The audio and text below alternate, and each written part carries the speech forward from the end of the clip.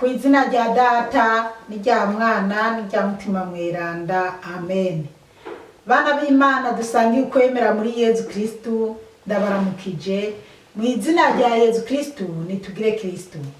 Dusabikanye ijambo ry'Imana riri muri Bibiliya mu Injili ya Yohani ku kigabane cyaho cya 21 kuva ku karongo ka 15 kugeza ku ka 19. Ijambo ry'umutwe twisunganira avuga ngo Petero ashingwa kuragira ekleziya yose. Baje gufungura, Yesu abwira Simoni Petero ati, Simoni mwene Yohani, urankunda kuruta abo? Nawe amwishura ati, ego Mukama, urazi ko ndagukunda. Yesu aramubwira ati, ragira imyagazi yanje.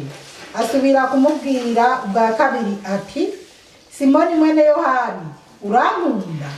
Nawe amwishura ati, ego Mukama, urazi ko ndagukunda. Yesu amubwira ati, ragira intama zanje. Asubira kumubwira ubwa gatatu ati, Simoni mwene Yohani, urankunda? Petero arababara kuko amubajije ubugira gatatu ati, mbega urankunda? Niko kumwishura ati, Mukama, urazi byose, urazi neza ko ndagukunda. Yesu amwishura ati, ragira intama zanje. Ni ukuri ndabikubwiye.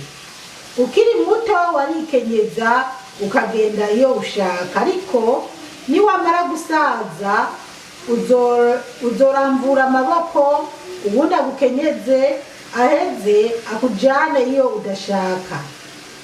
Yesu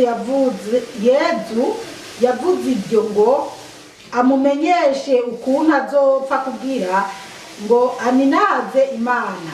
Hanyuma ahejeje kuvuga atyo amubwira ati, nkurikira. Bene wacu muri Kristu Yesu, iri ni ijambo ry'Imana. Ushima Imana. Aleluya, amen.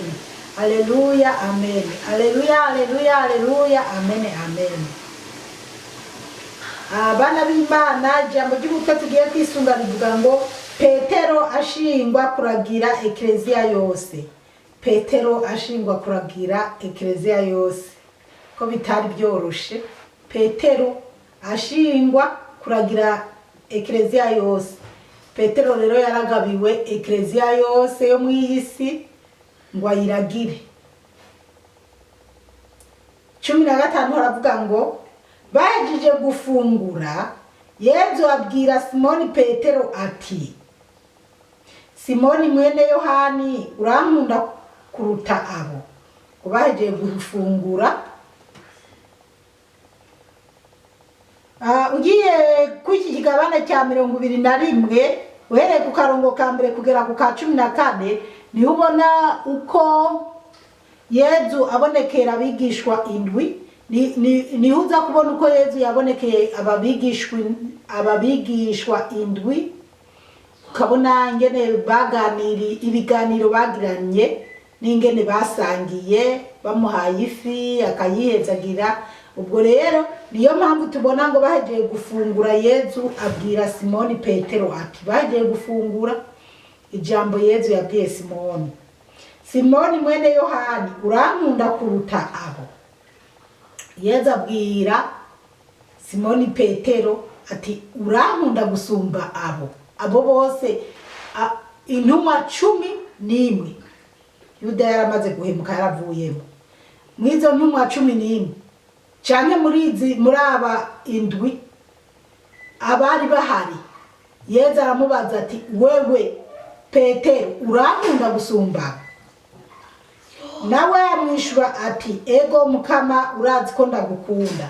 Petero aramwishura, ego Mukama, urabizi ko ndagukunda. Kandi buriya Yesu yabivuganye nabona mu mutima wa Petero ko amukunda. Nubwo Petero yagezaho abona rukambye kuri Yesu Kristu, bariko baramukubita basubira, akavuga ati, sindamuzi kugutinya ko nawe bamwica. Ariko Petero burya yari yagerageje, kuko yaremera abanza arafatana nawe urugendo kandi n'ahandi baje gufata Yezu, Petero akenyereye ku nkota yarabanje aragwana, yari yagerageje ngo agwanire Yezu, mugabo nyene Petero amaze kubona ko Yezu umenga ntavyitayeho, nawe atangura kugerageza kwihakana Yezu, ariko nyuma yarabonye ko ibyo yakoze atari byo, ariko arihakana umuntu w'inzirakarengane. Rero Yezu yarabona ko Petero amukunda. Yezu yarazi ko Petero yari yagerageje ngo amugwanire. Yezu yarabona mu mutima wa Petero, kandi niyo tugenda turasoma inkuru z'aba batumwa ba Yezu turabona neza ko Petero yari umuntu ashaka kumenya byinshi, n'ikibazo kimucanze yegera Yezu akamubaza. Petero rero yaramwishuye ngo urazi ko ndagukunda. Yezu aramubwira ati ragira imyagazi yanje. Asubira kumubwira ubwa kabiri ati Simoni mwene Yona urankunda. Ubwa mbere Petero aremeye ko amukunda. Yezu aramubwiye ati ragira imyagazi yanje, imyagazi y'intama. Ariko Yezu yavuga ati ragira imyagazi yanje, ragira aba bantu bitwa ko ari abanje, ragira abantu banje, urabere maso abantu banje bankurikiye bemeye ko ndi umukiza wabo. Rero Yezu arongera aramubwiye ati, aramuhamagaye kandi Simoni mwene Yohani urankunda. Ubugira kabiri nawe amwishura ati ego Mukama urazi ko ndagukunda. Ubwo bwari bubaye bwa kabiri. Petero aramubwira ati ego Mukama urabizi ko ndagukunda. Yezu amubwira ati ragira intama zanje. Ubwa mbere yamubwiye ragira imyagazi yanje, ubu n'ubundi arasubira aramubwiye ragira intama zanje. Haleluya, amen. Kugira Petero yumve ko agomba kuragira ekleziya ya Yezu Kristo. Ekleziya Yezu Kristo yameneye amaraso ku musaraba. Petero yumve ko ari wakwiye kuzitaho ekleziya ya Yezu Kristo. Niyo mpamvu rero dufise papa ababyemera, abagatolika impamvu dufise papa ni kubera ko Yezu yayisinze Petero. Ubwo rero niyo mpamvu kuva kuri Petero uko nyimba umupapa apfuye baratora uwundi papa ari mu kibanza cya Petero. Kandi Petero nka ekleziya, hari aho Yezu yabwiye ati Petero we nzokubaka ko ekleziya yanje kuri iryo buye, cyangwa kuri uwo mutwe wawe nzokubaka ko ekleziya yanje, n'ingabo za shitani ntizizonyiganyiza. Iyo mpamvu rero ubona ijambo ya Petero iri hagira Roma, kandi n'abantu bama bagerageje kugira ngo bagwanire kw'iyo mva babure bibe n'ikiziga cya Petero, babure bayisibanganya, ariko byarananiranye. Petero na Paulo barahambwa i Vatikani. Imva zabo niho ziri. Niyo mpamvu rero n'uyu munsi hariho umupapa ku bagatolika, abemera katolika. Twemera ko ekleziya gatolika ishingiye ku batumwa kandi ari ya Yezu Kristo. Ubwo rero n'abandi mu yandi madini barafise ukuntu babyemera, kandi sindabyinjiramo cyane ntabyo nzi, ariko icyo nzi nuko hariho n'abandi bavuga ko bemera Petero nk'intumwa ya Yezu Kristo, kandi ko nawe ashingiye kw'iyo ekleziya ishingiye kuri Petero. Rero twatubonye ubwa kabiri ko Yezu yabwiye Petero ragira intama zanje. Asubira kumubwira ubwa gatatu ati Simoni mwene Yohani urankunda. Yezu ntiyagarukirije kuri kabiri gusa, yarasubiriye ubwa gatatu amubwira ati urankunda ga Petero we, Simoni we. Petero arababara kuko abimubajije ubwira gatatu ati mbega urankunda. Petero yarababaye kuko Yezu yaguma bisubiramo. Petero yarababaye yibaza ati none kuki aguma bimbaza. Erega buriya ngira Petero yariyumvira mu mutima ati ngira Yezu aguma abimbaza cya gihe naramwihakanye bikomeye naramwihakanye, ariko Yezu mu mutima wa Petero, ariko Yezu wumbabarira, kumbure narigaye, ndagukunda mwami wanje. Petero arababara kuko amubajije ubugira gatatu ati mbega urankunda? Niko kumwishura ati Mukama urazi byose, urazi neza ko ndagukunda.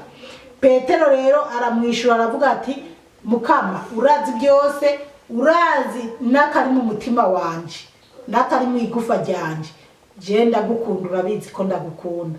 Nibyo kandi Petero yarakunda Yezu, kuko nubwo yari yaramwihakanye, igihe Madarena ababwiye ati buriya rero je mvuye ku ruhafu nsanze imvirangaye, Yezu bamwibye nta ukiriyo, urazi ko Petero birutse kabisa be na Yohani biruka ku ruhafu kuraba koko nyimba Yezu bamwibye.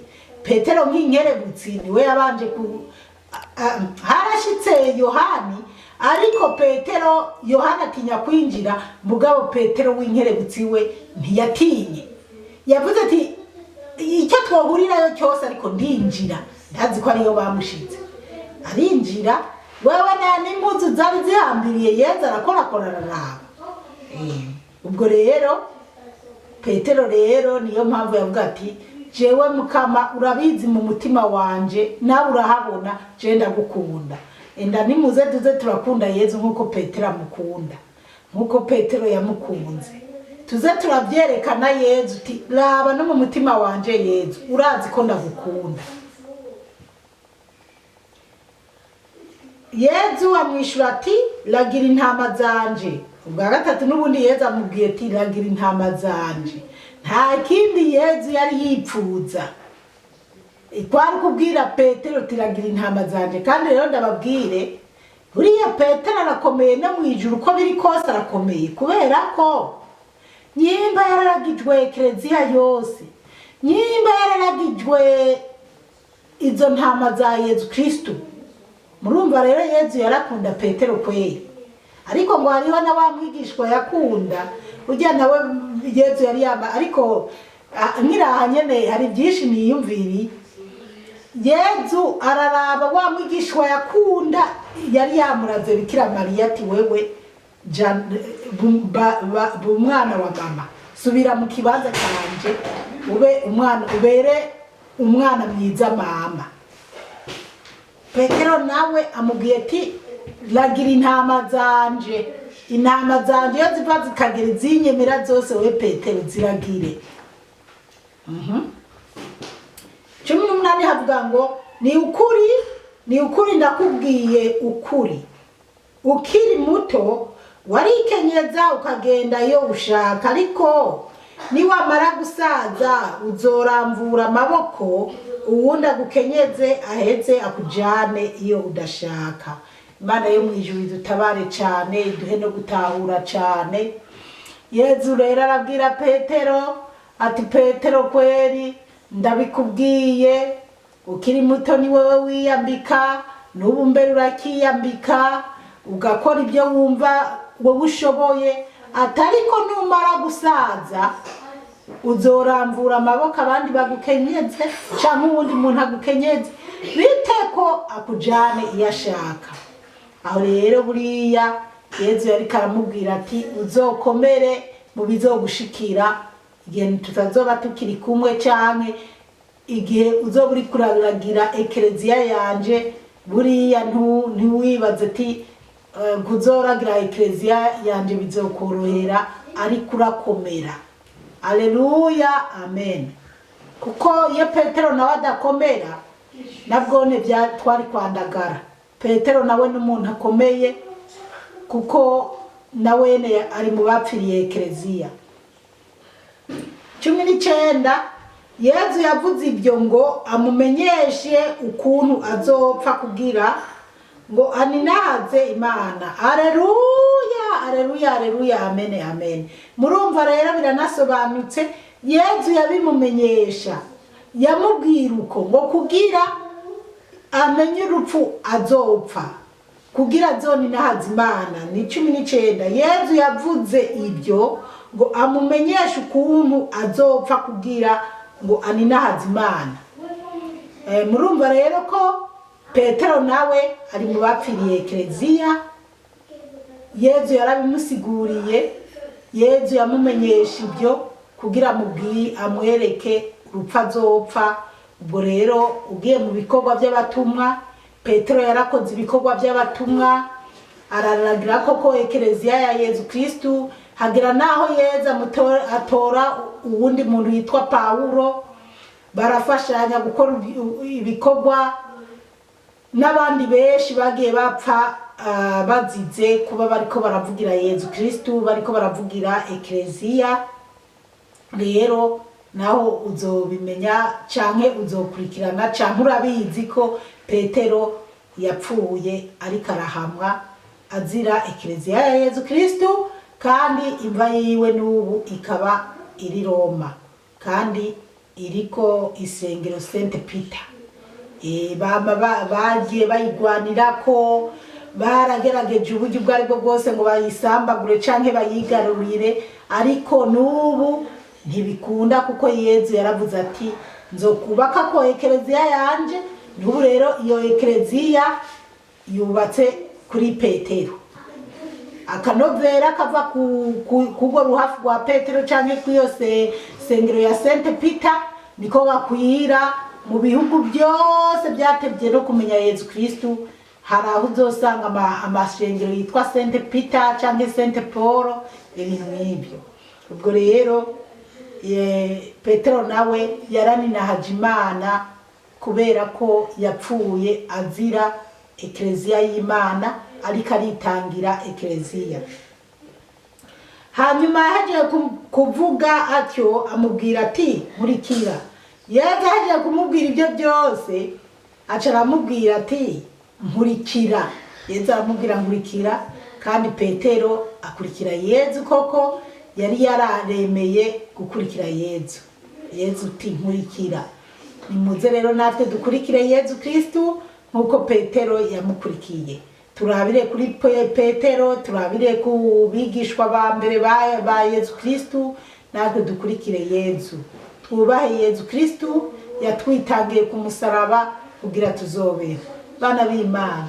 Ntitwishinga iby'isi bihinda akanya gato, bihera mu kanya gato. Umuntu akazimangana nk'ifu ifu y'ubugarise canke umunyota wo muziko utereye hejuru ntushobora kuwusama, mbese ibintu nk'ibyo. Rero dukurikire Yezu, dukurikire intumwa za mbere, twitangire ekleziya nkuko na ba Petero bayitangiye. Tuvuga ubutumwa bwiza tutariko turarondera inyungu zo mu mifuko yacu, kubera abantu benshi bavuga ubutumwa bwiza, bamwe bariko bararondera inyungu.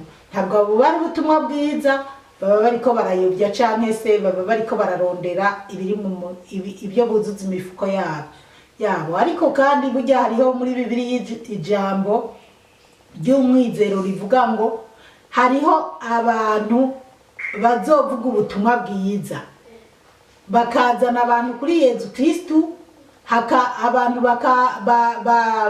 bakagendera mu nzira nziza, ariko atari uko abo bantu bababwiye inkuru nziza, bari abantu bariko bagamije bakorera Yezu. Ari abantu bariko barakorera inyungu zabo, mugabo hakaba abantu bagororoka babigororokeramo bakazobironkera impera mu ijuru. Ariko atari uko abo bantu bavuze ubutumwa bwiza bari abana ba Yezu Kristu, barabagororotse imbere y'Imana. Oya. Rero ariko tuze turashishoza neza, turabe abungere dukurikira abaribo, ko ari abungere koko babikwiye nka Petero n'izindi ntumwa. Reka tugeze ngaha. Mukama Imana bahezagire cyane, mwarahezagiwe n'Imana. Ku izina rya Data n'irya Mwana n'irya Mutima Mutagatifu. Amen. Turagusenga Yezu, turakuninahaza.